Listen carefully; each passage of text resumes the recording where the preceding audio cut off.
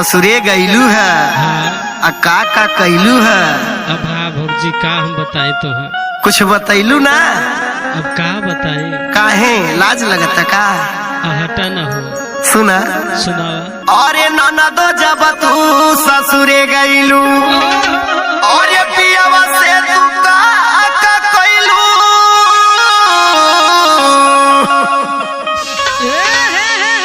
सुना हो। सुनावा भौजी। अरे ननदो जब तू ससुरे गईलू अरे पियावा से तू का कैलू। अब बोला कितना मजा पैलू बंद कोठारिया।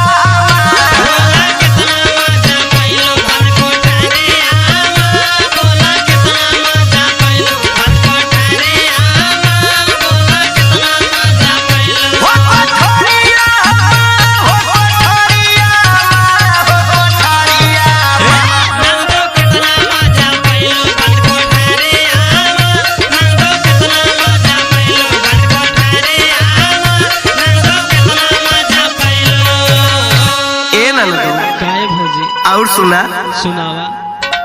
अरे पियावा जब लगवाया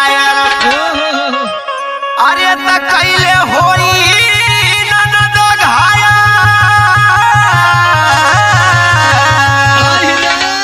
ए ननदो हाँ भौजी कुल का पूछत हो।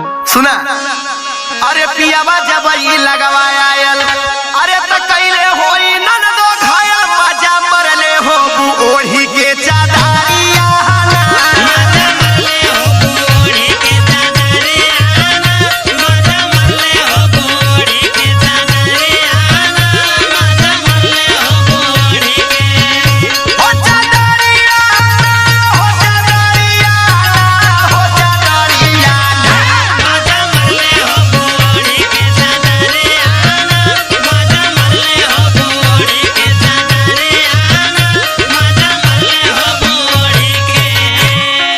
सुना हो।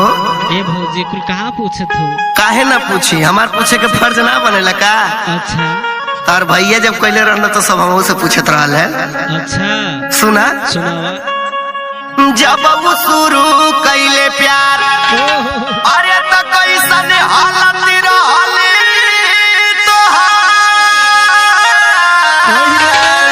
ननदो का भौजी सुना सुनावा। जब वो शुरू कैलस